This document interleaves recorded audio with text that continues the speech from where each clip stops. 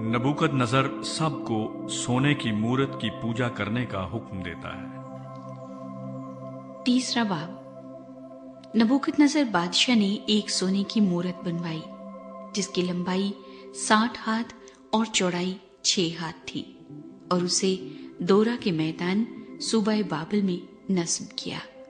तब नबूकदनजर बादशाह ने लोगों को भेजा कि नाजिमों और हाकिमों और सरदारों और काजियों और खजांचियों और मुशीरों और मुफ्तियों और तमाम सूबों के मनसबदारों को जमा करे ताकि वो उस मूरत की तकदीस पर हाजिर हों जिसको नबूकदनजर बादशाह ने नस्ब किया था। तब नाजिम और हाकिम और सरदार और काजी और खजांची और मुशीर और मुफ्ती और सूबों के तमाम मनसबदार उस मूरत की तकदीस के लिए जिसे नबूकदनजर बादशाह ने नस्ब किया था जमा हुए और वो उस मूरत के सामने जिसको नबूकदनजर ने नस्ब किया था खड़े हुए। तब एक मुनाद ने बुलंद आवाज से पुकार कर कहा, ऐ लोगों, ऐ उम्मतों और ऐ मुख्तलिफ ज़बानें बोलने वालों, तुम्हारे लिए ये हुक्म है कि जिस वक्त करना और नए और सितार और रुबाब और बरबत और जगाना और हर तरह के साज की आवाज सुनो तो उस सोने की मूरत के सामने जिसको नबूकदनजर बादशाह ने नस्ब किया है गिरकर सिजदा करो, और जो कोई गिरकर सिजदा न करे उसी वक्त आग की जलती भट्टी में डाला जाएगा। इसलिए जिस वक्त सब लोगों ने करना और नए और सितार और रुबाब और बरबत और हर तरह के साज की आवाज सुनी तो सब लोगों और उम्मतों और मुख्तलिफ जुबानें बोलने वालों ने उस मूरत के सामने जिसको नबूकदनजर बादशाह ने नस्ब किया था गिरकर सिजदा किया। दानियल और उसके 3 साथियों पर हुक्म अदूली का इल्जाम लगाया जाता है। बस उस वक्त चंद कसदियों ने आकर यहूदियों पर इल्जाम लगाया। उन्होंने नबूकदनजर बादशाह से कहा, आए बादशाह, अब तक जीता रहे।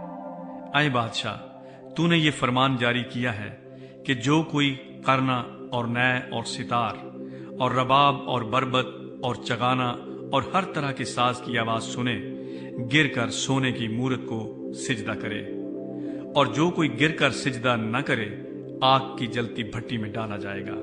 अब चंद यहूदी हैं जिनको तूने बाबल के सूबे की कार परदाजी पर मुअय्यन किया है, यानी सदरक और मीसक और अब्दनजू। इन आदमियों ने ऐ बादशाह तेरी ताजीम नहीं की, वो तेरे माबूदों की इबादत नहीं करते और उस सोने की मूरत को जिसे तूने नस्ब किया सिजदा नहीं करते।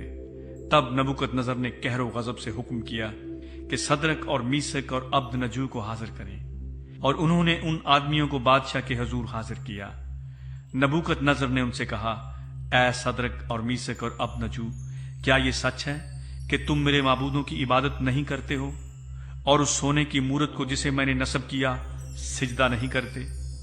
अब अगर तुम मुस्तइद रहो उस वक्त कि जिस वक्त करना और नए और सितार और रुबाब और बरबत और चगाना और हर तरह के साज की आवाज सुनो तो उस मूरत के सामने जो मैंने बनवाई है गिरकर सिजदा करो तो बेहतर, पर अगर सिजदा न करोगे तो उसी वक्त आग की जलती भट्टी में डाले जाओगे, और कौन सा माबूद तुमको मेरे हाथ से छुड़ाएगा?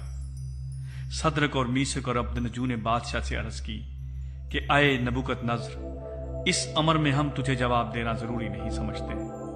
देख, हमारा खुदा जिसकी हम इबादत करते हैं हमको आग की जलती भट्टी से छुड़ाने की कुदरत रखता है, और ऐ बादशाह वही हमको तेरे हाथ से छुड़ाएगा। और नहीं तो ऐ बादशाह, तुझे मालूम हो कि हम तेरे माबूदों की इबादत नहीं करेंगे और उस सोने की मूरत को जो तूने नस्ब की है सिजदा नहीं करेंगे।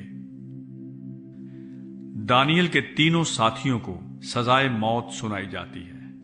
तब नबूकदनजर कहर से भर गया और उसके चेहरे का रंग सदरक और मीसक और अबदनजू पर मुब्दिल हुआ, और उसने हुक्म दिया कि भट्टी की आंच मामूल से 7 गुना ज्यादा करे, और उसने अपने लश्कर के चंद जोर आवर पहलवानों को हुक्म किया कि सदरक और मीसक और अबदनजू को बांधकर आग की जलती भट्टी में डाल दें। तब ये मर्द अपने जेर जामों, कमीजों और अमामों समेत बांधे गए اور آگ کی جلتی بھٹی میں پھینک دیے گئے۔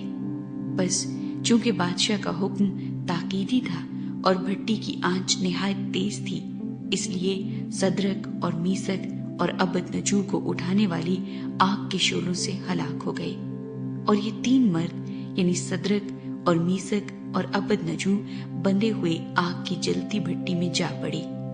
تب نبوکت نظر بادشاہ سراسیمہ ہو کر جلد اٹھا اور ارکان دولت سے مخاطب ہو کر کہنے لگا، کیا ہم نے 3 شخصوں کو بندوا کر آگ میں نہیں ڈلوایا؟ انہوں نے جواب دیا کہ بادشاہ نے سچ فرمایا ہے۔